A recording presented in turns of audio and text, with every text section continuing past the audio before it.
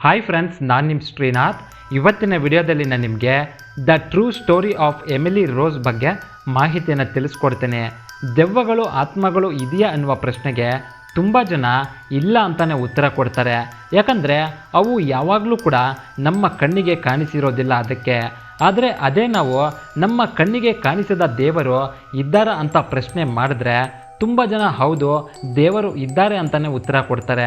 ಯಾಕಂದರೆ ದೇವರ ಮೇಲೆ ಇರುವ ಭಕ್ತಿ ಅಂಥದ್ದು. ಆದರೆ ಅದೇ ದೇವರನ್ನು ಎಷ್ಟೋ ಭಕ್ತಿಯಿಂದ ಪೂಜೆ ಮಾಡ್ತಾ ಇದ್ದ ಒಬ್ಬಳು ಹುಡುಗಿ ಅದೇ ದೇವರನ್ನು ದ್ವೇಷಿಸೋದಕ್ಕೆ ಸ್ಟಾರ್ಟ್ ಮಾಡ್ತಾಳೆ. ಕನಿಷ್ಠ ಪಕ್ಷ ನೋಡೋದಕ್ಕೆ ಕೂಡ ಇಷ್ಟಪಡ್ತಾ ಇರಲಿಲ್ಲ. ಜೊತೆಗೆ ದೇವರ ಹೆಸರನ್ನು ತೆಗೆದ್ರು ಅಥವಾ ಚರ್ಚ್ ಹತ್ತಿರಕ್ಕೆ ಕರ್ಕೊಂಡು ಹೋದ್ರು ಆಕೆಯನ್ನು ಬೆಂಕಿಗೆ ಹಾಕಿ ಸುಡುವಷ್ಟು ಉರಿ ಆಗ್ತಾ ಇತ್ತು. ಸ್ವಲ್ಪ ದಿನಗಳ ನಂತರ ಆಕೆಯ ಆರೋಗ್ಯ ಕ್ಷೀಣಿಸೋದಕ್ಕೆ ಆರಂಭವಾಗುತ್ತೆ. ಆ ಕಡೆ ಈ ಕಡೆ ಅಲುಗಾಡದ ಪರಿಸ್ಥಿತಿಯಲ್ಲಿ ಮಂಚಕ್ಕೆ ಸೀಮಿತವಾಗ್ತಾಳೆ. ಆಕೆ ಮಾತಾಡ್ತಾ ಇದ್ದರೆ 6 ಜನರ ಧ್ವನಿ ಒಂದೇ ಸಾರಿ ಕೇಳಿಸ್ತಾ ಇತ್ತು. ಆಕೆಯ ಚೇಷ್ಟೆಗಳು, ನಡವಳಿಕೆ, ಈ ರೀತಿ ಆಕೆಯ ಸ್ವಭಾವವೇ ಪೂರ್ತಿಯಾಗಿ ಬದಲಾಗುತ್ತೆ. ಇಷ್ಟಕ್ಕೂ ಆಕೆಗೆ ಏನಾಯಿತು? ಆಕೆ ಯಾಕೆ ಆ ರೀತಿ ಬದಲಾಗ್ತಾಳೆ? ಆಕೆಯನ್ನು ನಿಜವಾಗ್ಲೂ ಆತ್ಮಗಳು ಆವರಿಸಿತ್ತ? ಆಕೆ ಮಾತಾಡ್ತಾ ಇದ್ದರೆ 6 ಜನರ ಧ್ವನಿ ಒಂದೇ ಸಾರಿ ಯಾಕೆ ಕೇಳಿಸ್ತಾ ಇತ್ತು? ಈ ಎಲ್ಲ ಪ್ರಶ್ನೆಗೆ ಉತ್ತರ ಸಿಗಬೇಕು ಅಂದರೆ ಜರ್ಮನಿಯಲ್ಲಿ ನಡೆದ ಈ ಭಯಾನಕ ಘಟನೆಯ ಬಗ್ಗೆ ನೀವು ತಿಳ್ಕೊಳ್ಳೇಬೇಕು. ಬನ್ನಿ ವಿಡಿಯೋ ನೋಡ್ಕೊಂಬರೋಣ. ಆಕೆಯ ಹೆಸರು ಅನಾಲಿಸ್ ಮಿಚೆಲ್. ಪಶ್ಚಿಮ ಜರ್ಮನಿಯಲ್ಲಿ 1952 ಜುಲೈ 1ರಂದು ಜನ್ಮಿಸ್ತಾಳೆ. ಬಡ ಕುಟುಂಬದಲ್ಲಿ ಹುಟ್ಟಿದ ಈಕೆ ಚಿಕ್ಕ ವಯಸ್ಸಿನಿಂದಲೇ ದೈವಾರಾಧನೆಯಲ್ಲಿ ಮುಳುಗಿ ತೇಲ್ತಾ ಇದ್ಲು. ವಾರಕ್ಕೆ 2 ಬಾರಿ ಚರ್ಚ್ನಲ್ಲಿ ನಡೆಯುವ ಪ್ರಾರ್ಥನೆಯಲ್ಲಿ ಭಾಗವಹಿಸ್ತಾ ಇದ್ಲು. ಆದರೆ ಆಕೆಗೆ 16 ವರ್ಷ ವಯಸ್ಸು ತುಂಬಿದಾಗ ಆಕೆ ಸಡನ್ನಾಗಿ ಅನಾರೋಗ್ಯಕ್ಕೆ ಗುರಿ ಆಗ್ತಾಳೆ. ಮೂರ್ಛೆ ರೋಗದಿಂದ ಬಳಲ್ತಾ ಇರ್ತಾಳೆ. ಜೂನ್ 1970ರಿಂದ ಆಕೆ ಮಾನಸಿಕ ರೋಗದಿಂದ ಬಾಧಿತಳಾಗ್ತಾಳೆ. ಇದರಿಂದ ಆಕೆಯನ್ನು ಕೆಲವು ವರ್ಷಗಳ ಕಾಲ ಹಾಸ್ಪಿಟಲ್ನಲ್ಲಿಟ್ಟು ಚಿಕಿತ್ಸೆಯನ್ನು ಕೊಡಿಸ್ತಾರೆ. ಅನಾರೋಗ್ಯದ ಸಮಸ್ಯೆಯಿಂದ ಬಳಲ್ತಾ ಇದ್ದ ಮಿಚೆಲ್ 1973ರಲ್ಲಿ ವುರ್ಸ್ಬರ್ಗ್ ಯೂನಿವರ್ಸಿಟಿಯಲ್ಲಿ ತನ್ನ ಗ್ರ್ಯಾಜುಯೇಷನ್ ಪೂರ್ತಿ ಮಾಡ್ತಾಳೆ. ಚಿಕಿತ್ಸೆ ನಡೀತಾ ಇದ್ದಷ್ಟು ದಿನ ಆಕೆ ಏನೇನೋ ಮಾತಾಡ್ತಾ ಇದ್ಲು. ನನಗೆ ಆತ್ಮೆಗಳು ಕಾಣಿಸ್ತಾ ಇದೆ ಅಂತ, ತುಂಬ ಭಯ ಆಗ್ತಾ ಇದೆ ಅಂತ ಹೇಳ್ತಾ ಇದ್ಲು. ಆಕೆಗೆ ಇದ್ದ ಮಾನಸಿಕ ಕಾಯಿಲೆಯಿಂದ ಆಕೆ ಈ ರೀತಿ ಮಾತಾಡ್ತಾ ಇದ್ದಾಳೆ ಅಂತ ವೈದ್ಯರು ಭಾವಿಸಿರ್ತಾರೆ.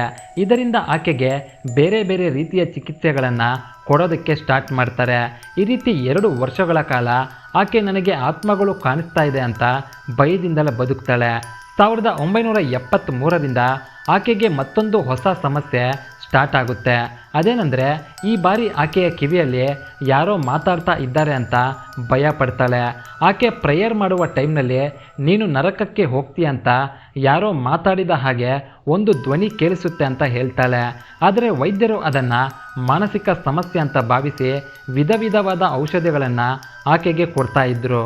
ಆದರೆ ಆಕೆಗೆ ಇದ್ದ ಸಮಸ್ಯೆಗೆ ಪರಿಷ್ಕಾರ ಮಾತ್ರ ಸಿಗೋದಿಲ್ಲ. ಆಕೆ ಚರ್ಚ್ಗೆ ಹೋಗಬೇಕು ಅಂದರೆ ಸಾಕು ಭಯ ಪಡ್ತಾ ಇದ್ಲು. ಅದರಲ್ಲೂ ಮುಖ್ಯವಾಗಿ ಯೇಸು ಕ್ರಿಸ್ತನ ಬೊಂಬೆ ಅಥವಾ ಚಿಲುಮೆಯನ್ನು ನೋಡಿದ್ರೆ ಆಕೆ ತುಂಬ ವಿಚಿತ್ರವಾಗಿ ವರ್ತಿಸ್ತಾ ಇದ್ಲು. ಅದನ್ನು ಮುಟ್ಟೋದಕ್ಕೆ ಕೂಡ ಇಷ್ಟಪಡ್ತಾ ಇರಲಿಲ್ಲ. ಒಂದು ದಿನ ಮಿಚೆಲ್ ತನ್ನ ಫ್ಯಾಮಿಲಿ ಫ್ರೆಂಡ್ ಜೊತೆ ಸೇರಿ ಮಿಚೆಲ್ನ ಪ್ರಶ್ನೆ ಮಾಡ್ತಾಳೆ. ಅದಕ್ಕೆ ಮಿಚೆಲ್ ಏನು ಹೇಳ್ತಾಳೆ ಅಂದರೆ, ನಾನು ಚರ್ಚ್ ಹತ್ತಿರಕ್ಕೆ ಬಂದಾಗ ನನ್ನ ಕೈಯಲ್ಲಿ ಅಲ್ಲಿ 1 ಸೆಕೆಂಡ್ ಕೂಡ ನಿಂತ್ಕೊಳ್ಳೋದಕ್ಕೆ ಆಗೋದಿಲ್ಲ. ಅಷ್ಟೇ ಅಲ್ಲದೆ ಚರ್ಚ್ ಹತ್ತಿರಕ್ಕೆ ಹೋದಾಗ ನೆಲ ಸುಡುವ ರೀತಿ ಅನಿಸುತ್ತೆ, ಕಣ್ಣುರಿ ಆಗುತ್ತೆ ಅಂತ ಹೇಳ್ತಾಳೆ. ಅದರ ಜೊತೆಗೆ ಮಂಡಿ ಕಾಲೂರಿ ಪ್ರಾರ್ಥನೆ ಮಾಡುವ ಜನರನ್ನು ನೋಡಿದ್ರೆ ಭಯ ಆಗುತ್ತೆ. ಅವರು ನನ್ನನ್ನು ನೋಡಿ ಕೋಪದಿಂದ ಹಲ್ಲು ಮಸಿಯುವ ರೀತಿ ಅನ್ನಿಸುತ್ತೆ ಅಂತ ಹೇಳ್ತಾಳೆ. ಮತ ಹಿರಿಯರು ಸೈಂಟ್ಗಳನ್ನು ನೋಡಿದ್ರೂ ನನಗೆ ಭಯ ಆಗುತ್ತೆ ಅಂತ ಹೇಳ್ತಾಳೆ. ಇದರಿಂದ ಮಿಚೆಲ್ನ ಪೋಷಕರು ಆಕೆಯನ್ನು ಪ್ರೇತಾತ್ಮಗಳು ಆವಹಿಸಿರಬಹುದು ಅಂತ ಭಾವಿಸಿ ಭೂತ ವೈದ್ಯೆ ಅಂದರೆ ಭೂತೋಚ್ಚಾಟನೆ ಮಾಡಬೇಕು ಅಂತ ಚರ್ಚ್ ಬಿಷಪ್ಗಳನ್ನು ರಿಕ್ವೆಸ್ಟ್ ಮಾಡ್ತಾರೆ. ಆದರೆ ಭೂತ ವೈದ್ಯೆ ಮಾಡಬೇಕು ಅಂದರೆ ಚರ್ಚ್ನಿಂದ ಅನುಮತಿ ಲಭಿಸಬೇಕು. ಮ್ಯಾಟರ್ ತುಂಬ ಸೀರಿಯಸ್ ಇದ್ದರೆ ಮಾತ್ರ ಬಿಷಪ್ ಅದಕ್ಕೆ ಅನುಮತಿಯನ್ನು ಕೊಡ್ತಾರೆ.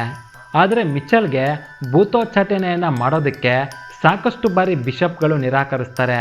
ಆಕೆಯ ಪರಿಸ್ಥಿತಿಯನ್ನು ಪರಿಶೀಲಿಸಿದ ಚರ್ಚ್ ಫಾದರ್ ಆಕೆಯನ್ನು ಪ್ರೇತಾತ್ಮಗಳು ಆವಹಿಸಿದೆ ಅಂತ ತಿಳ್ಕೊಳ್ತಾರೆ. ಅಷ್ಟೇ ಅಲ್ಲದೆ ಆಕೆಗೆ ಮೂರ್ಛೆ ರೋಗ ಇಲ್ಲ, ಆಕೆ ಯಾವತ್ತೂ ಕೂಡ ಮೂರ್ಛೆ ಹೋಗಿಲ್ಲ ಅಂತಲೂ ತಿಳ್ಕೊಳ್ತಾಳೆ. ಆದರೆ ಅದಕ್ಕೆ ಬಿಷಪ್ ಮಾತ್ರ ಅನುಮತಿಯನ್ನು ಕೊಡೋದಿಲ್ಲ. ಕೊನೆಗೆ ಸ್ವತಃ ಮಿಚೆಲ್ ಒಂದು ಲೆಟರ್ನ ಬಿಷಪ್ಗೆ ಬರೀತಾರೆ. ನಂತರ ಮಿಚೆಲ್ನ ಪೋಷಕರು ಆಕೆಗೆ ಕೊಡ್ತಾ ಇದ್ದ ಔಷಧಿಗಳನ್ನು ಸ್ಟಾಪ್ ಮಾಡ್ತಾರೆ. ಮತ ಹಿರಿಯರು ವಾರಕ್ಕೆ 1 ಅಥವಾ 2 ಬಾರಿ ಮಿಚೆಲ್ನ ಭೇಟಿ ಮಾಡಿ 4 ಗಂಟೆಗಳ ಕಾಲ ಪ್ರೇಯರ್ ಮಾಡ್ತಾ ಇದ್ರು. ಆದರೆ ಪ್ರಾರ್ಥನೆ ಮಾಡ್ತಾ ಇರೋ ಟೈಮ್ನಲ್ಲಿ ಮಿಚೆಲ್ 6 ಬೇರೆ ಬೇರೆ ಧ್ವನಿಗಳಲ್ಲಿ ಮಾತಾಡ್ತಾ ಇದ್ಲು. ಇದರಿಂದ ಮತ ಹಿರಿಯರು ಆ 6 ಧ್ವನಿಗಳು ಯಾರದ್ದು ಅಂತ ತಿಳ್ಕೊಳ್ಳೋ ಪ್ರಯತ್ನವನ್ನು ಮಾಡ್ತಾರೆ. ಈ ಸಂದರ್ಭದಲ್ಲಿ ಆ ಪ್ರೇತಾತ್ಮಗಳ ಜೊತೆ ಮಾತನಾಡುವ ಪ್ರಯತ್ನವನ್ನು ಕೂಡ ಮಾಡ್ತಾರೆ.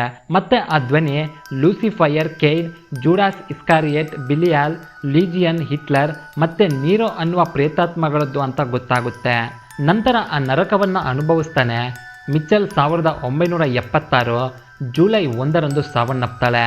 ಆದರೆ ಆಕೆಯ ಸಾವಿಗೆ ಬಿಷಪ್ಗಳು ಮಾಡಿದ ಭೂತೋಚ್ಚಾಟನೆಯೇ ಕಾರಣ ಅಂತ ಪೊಲೀಸರು ಕೇಸ್ ಫೈಲ್ ಮಾಡ್ಕೊಳ್ತಾರೆ. ಬಿಷಪ್ ಜೊತೆಗೆ ಮಿಚೆಲ್ ಪೋಷಕರನ್ನು ಆಕೆಯ ಸಾವಿಗೆ ಕಾರಣ ಅಂತ ಪರಿಗಣಿಸ್ತಾರೆ. ಭೂತೋಚ್ಚಾಟನೆಯಿಂದ ಆಕೆ ಸುಮಾರು 10 ತಿಂಗಳುಗಳ ಕಾಲ ಆಹಾರ ಸೇವಿಸಿರೋದ್ರಿಲ್ಲ.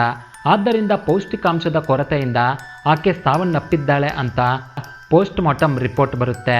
ಅಷ್ಟೇ ಅಲ್ಲದೆ ಆಕೆಯ ದೇಹದಲ್ಲಿದ್ದ ಮೂಳೆಗಳು ಛಿದ್ರವಾಗಿದ್ದರಿಂದ ಆಕೆಗೆ ನಡೆಯಲು ಆಗಲಿಲ್ಲ ಅಂತ ಹೇಳ್ತಾರೆ. ಇದು ಕೂಡ ಪೋಸ್ಟ್ ಮಾರ್ಟಮ್ ರಿಪೋರ್ಟ್ನಲ್ಲಿ ಮೆನ್ಷನ್ ಆಗಿರುತ್ತೆ. ನಂತರ ಈ ಭೂತೋಚ್ಚಾಟನೆಯಲ್ಲಿ ಭಾಗಿ ಆದವರಿಗೆ 6 ತಿಂಗಳುಗಳ ಕಾಲ ಜೈಲು ಶಿಕ್ಷೆಯನ್ನು ವಿಧಿಸ್ತಾರೆ. ನಂತರ ಅಧಿಕೃತವಾಗಿ ಭೂತೋಚ್ಚಾಟನೆ ಅನ್ನುವ ವಿದ್ಯೆಯನ್ನು ಬ್ಯಾನ್ ಮಾಡ್ತಾರೆ. ಮಿಚೆಲ್ ದೇಹದ ಒಳಗೆ ಪ್ರೇತಾತ್ಮಗಳು ಆವಹಿಸಿದೆ ಅಂತ ಹೇಳೋದಕ್ಕೆ ಅವರು ರೆಕಾರ್ಡ್ ಮಾಡಿದ ವಿಡಿಯೋ ಟೇಪ್ಗಳನ್ನು ಕೋರ್ಟ್ನಲ್ಲಿ ಪ್ರಸಾರ ಮಾಡಲಾಯಿತು. ಅದರಲ್ಲಿ ಮಿಚೆಲ್ ತುಂಬ ವಿಚಿತ್ರವಾಗಿ ವರ್ತಿಸೋದು, ನಗೋದು, 6 ಧ್ವನಿಗಳಲ್ಲಿ ಮಾತನಾಡೋದು ಇದನ್ನೆಲ್ಲ ನೋಡಿದ ಕೋರ್ಟ್ ಆಶ್ಚರ್ಯಕ್ಕೆ ಗುರಿಯಾಗುತ್ತೆ. ಮಿಚೆಲ್ಗೆ ಆಹಾರವನ್ನು ಕೊಡಲು ಬಂದಿದ್ದ ಆಕೆಯ ಪೋಷಕರ ಮೇಲೆ ಅಟ್ಯಾಕ್ ಮಾಡೋದು, ತಂದಿದ್ದ ಆಹಾರವನ್ನು ಎಸೆಯೋದು, ಆಕೆಯ ವಿಚಿತ್ರವಾದ ಚೇಷ್ಟೆಗಳನ್ನು ನೋಡಿದ ಕೋರ್ಟ್ ಬಿಷಪ್ರನ್ನು ಈ ಕೇಸ್ನಿಂದ ಮುಕ್ತಿಗೊಳಿಸುತ್ತೆ. ಮಿಚೆಲ್ ತನ್ನ ಮೂತ್ರವನ್ನು ತಾನೇ ಕುಡಿತಾ ಇದ್ಲು, ತನ್ನನ್ನು ತಾನೇ ಗಾಯಗೊಳಿಸ್ಕೊಳ್ತಾ ಇದ್ಲು ಅಂತ ಆಕೆಯ ಪೋಷಕರು ಹೇಳ್ತಾರೆ. ಆಕೆಯ ಸಾವನ್ನಪ್ಪುವ ಸಮಯದಲ್ಲಿ ಆಕೆಯ ತೂಕ ಕೇವಲ 30 kg ಮಾತ್ರ ಇತ್ತಂತೆ. ನಂತರ ಆಕೆಯ ತಂದೆ ತಾಯಿ ಕೋರ್ಟ್ ಬಳಿ ತುಂಬ ವಿಚಿತ್ರವಾದ ಅನುಮತಿಯನ್ನು ಕೇಳ್ತಾರೆ. ಅದೇನೆಂದರೆ ಪ್ರೇತಾತ್ಮಗಳ ಕಾರಣದಿಂದ ಸಾವನ್ನಪ್ಪಿರೋದ್ರಿಂದ ತರಾತುರಿಯಲ್ಲಿ ಅಂತ್ಯಕ್ರಿಯೆಯನ್ನು ಮಾಡಿಬಿಟ್ವಿ, ಯಾವುದೇ ರೀತಿಯ ಸಂಪ್ರದಾಯಗಳನ್ನು ಪಾಲಿಸಲಿಲ್ಲ. ಆದ್ದರಿಂದ ಆಕೆಯ ದೇಹವನ್ನು ಮತ್ತೆ ಆಚೆ ತೆಗೆದು ಸಂಪ್ರದಾಯಬದ್ಧವಾಗಿ ಪದ್ಧತಿ ಪ್ರಕಾರ ಅಂತ್ಯಕ್ರಿಯೆ ಮಾಡೋದಕ್ಕೆ ಅನುಮತಿಯನ್ನು ಕೊಡಬೇಕು ಅಂತ ಕೋರ್ಟ್ ಬಳಿ ಕೇಳಿಕೊಳ್ತಾರೆ. ಆದರೆ ಕೋರ್ಟ್ ಇದಕ್ಕೆ 2 ವರ್ಷಗಳ ನಂತರ ಅನುಮತಿಯನ್ನು ಕೊಡ್ತಾರೆ. ಆಗ ಆಕೆಯ ಪೋಷಕರು ಮಿಚೆಲ್ ಅಸ್ಥಿ ಪಂಜರವನ್ನು ಹೊರತೆಗೆದು ಮತ್ತೆ ಬೇರೆ ಜಾಗದಲ್ಲಿ ಮಣ್ಣು ಮಾಡ್ತಾರೆ. ಈ ಘಟನೆಯ ನಂತರ ಭೂತೋಚ್ಚಾಟನೆಯ ನಿಬಂಧನೆಗಳನ್ನು ಕಠಿಣಗೊಳಿಸ್ತಾರೆ. 1999ರಿಂದ ತುಂಬ ರೇರ್ ಕೇಸ್ಗಳಿಗೆ ಮಾತ್ರ ಭೂತೋಚ್ಚಾಟನೆಗೆ ಅನುಮತಿಯನ್ನು ಕೊಡ್ತಾ ಇದ್ದರು. 2005ರಲ್ಲಿ ಬಿಡುಗಡೆಯಾದ ದ ಎಕ್ಸಾರ್ಸಿಸಮ್ ಆಫ್ ಎಮಿಲಿ ರೋಸ್ ಅನ್ನುವ ಸಿನಿಮಾನ ಈ ಅನಾಲಿಸ್ ಮಿಚೆಲ್ ಅನ್ನುವ ಹುಡುಗಿಯ ಟ್ರೂ ಸ್ಟೋರಿಯನ್ನು ಬಳಸ್ಕೊಂಡು ಮಾಡಿದ್ದಾರೆ. ಯಾಕಂದರೆ ಆಕೆಯ ಜೀವನದಲ್ಲಿ ನಡೆದ ಘಟನೆಗಳು ಅಷ್ಟೊಂದು ಭಯಾನಕವಾಗಿ ಇತ್ತು. ಸೊ ಫ್ರೆಂಡ್ಸ್, ಇವಿಷ್ಟು ಈ ವಿಡಿಯೋದಲ್ಲಿರೋ ಒಂದು ಚಿಕ್ಕ ಮಾಹಿತಿ. ನಿಮಗೇನಾದರೂ ಈ ವಿಡಿಯೋ ಇಷ್ಟ ಆಗಿದ್ದರೆ ದಯವಿಟ್ಟು ಈ ವಿಡಿಯೋನ ತಮ್ಮ ವಾಟ್ಸಪ್ ಗ್ರೂಪ್ಗಳಲ್ಲಿ ಶೇರ್ ಮಾಡಿ. ಮತ್ತೊಂದು ಇಂಟ್ರೆಸ್ಟಿಂಗ್ ಮತ್ತು ಹಾಂಟಿಂಗ್ ಸ್ಟೋರಿಯೊಂದಿಗೆ ನಿಮ್ಮನ್ನು ಮುಂದಿನ ವಿಡಿಯೋದಲ್ಲಿ ಭೇಟಿ ಮಾಡ್ತೀನಿ. ವಿಡಿಯೋ ನೋಡಿದ್ದಕ್ಕೆ ಧನ್ಯವಾದಗಳು.